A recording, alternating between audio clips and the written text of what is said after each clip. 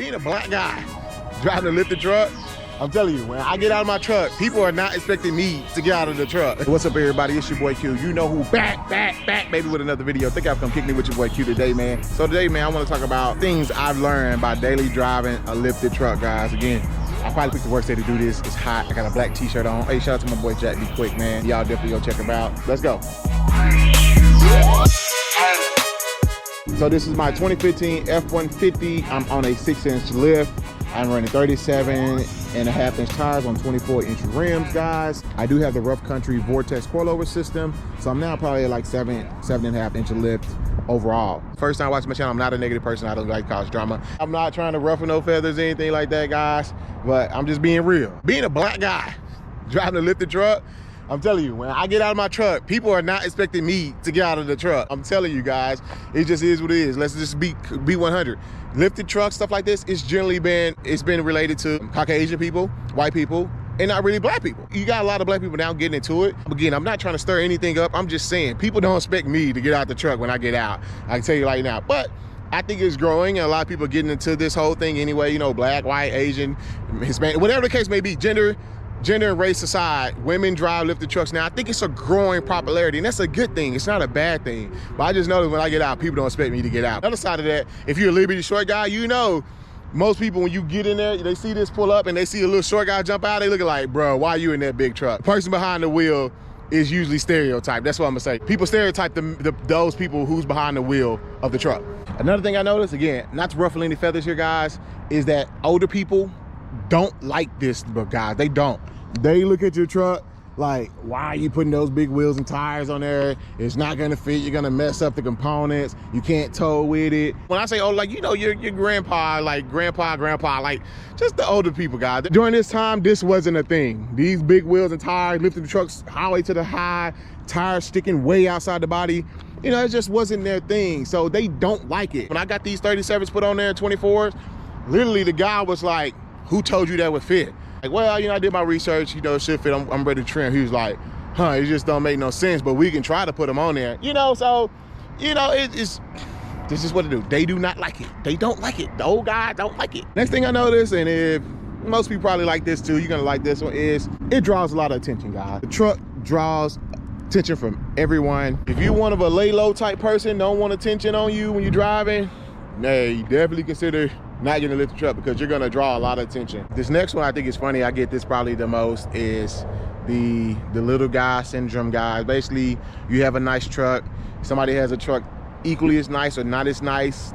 One, they're either gonna try to speed up to you and catch up to you to race you. The next thing you're gonna get is there's another lifted truck whose setup is bigger than yours. They're gonna try to pull up on you, or, you know, they just want to let you know that my truck is bigger than yours. And then you get the guys who truck may not have the setup you have, so they kind of admire your truck, so they might pull beside you and like just look at it. You know, while you're driving down the road, I have people come right next to me and they just match my speed, not trying to race, but they literally match my speed and just kind of look at my truck and just look at it. So you're gonna get that a lot. The next one is kind of pesty, probably like a pest thing for other people, but I love it. Driving on the interstate is fun, guys. People get the hell out of your way when you come behind them in a truck like this, and they see you behind them and they can barely, only thing they see is your front bumper. They move. They usually get out of the way. So I really don't have a problem in traffic getting through when I need to, because people it's just intimidated to see something this big sitting behind you and you're like, holy crap, let me get out the way before I get ran over, you know? Oh, so this next one, guys, getting in and out, it can be a pain in the butt. I'm gonna be honest with you, man. Since the truck is a lot taller, even though you got steps, just getting in, bro, is just a lot more work.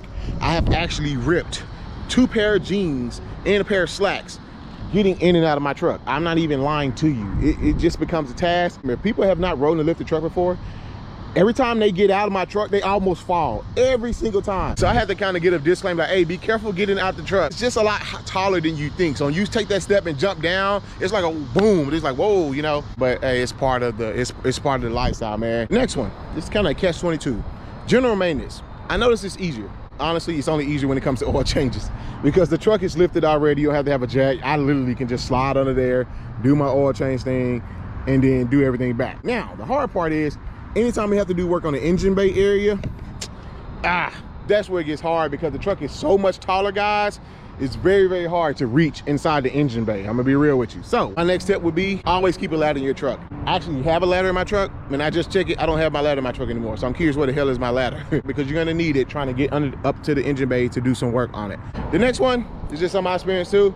People expect you to be a lifted truck or a truck expert. People expect you to know how it works, everything about it, trucks, gearing, ticking noises, truck won't start, rattling from the suspension, anything that's wrong with the truck, you're expected to be an expert, guys. And that's just like, you know, people see your truck and they think that you know a lot about it. And some people, that's not always the case. A lot of guys buy them lifted straight out the dealership these days, guys, you know. So I'll be honest with you, it is probably good to educate yourself on how this stuff does work. You just kind of know what you're dealing with. But I get questions all the time about things I have no idea about. I get people sending me issues like, hey man, my truck is doing this, do you know what it is? And that's cool, I'm okay with people reaching out. But I'm not a technician, you know, some stuff you just have to take to the dealership. Whew, this next one is probably kind of positive. What I noticed since I got a lifted truck, guys, cops don't pay me attention. Like, they do not bother me in my truck. And I have dark tint, you know, which is not legal in Texas, be real. I don't have a front plate. I do have it in my windshield, but I don't run a front plate. And I don't know, cops just don't look your way in a lifted truck. Like in a truck general. I'm not sure if just truck general or lifted trucks. If I would have been in like a car, like a Mustang or a Scat Pack or a Charger Challenger or a Camaro with dark tint, no front plate, you know, kind of tricked out to car standards, I guarantee you I would have way more heat from cops. So I just found cops don't really pay me attention in my lifted truck. Another thing is kind of the truck community, which you'll have two sides of this. You have the negative of the truck community. It's a very brand community. You know, what brand tires, what brand lift kit, what brand coilovers, what brand upper control arm. I'm looking at the truck, I'm trying to think about it as I speak. What brand wheels are you running? It's just a very name brand business, guys. You're expected to run higher end product, name brand stuff, you know, off market cheap stuff. If you put kind of cheap stuff on your truck, just be real, people in the truck community kind of look at you funny, like, you got the cheap stuff.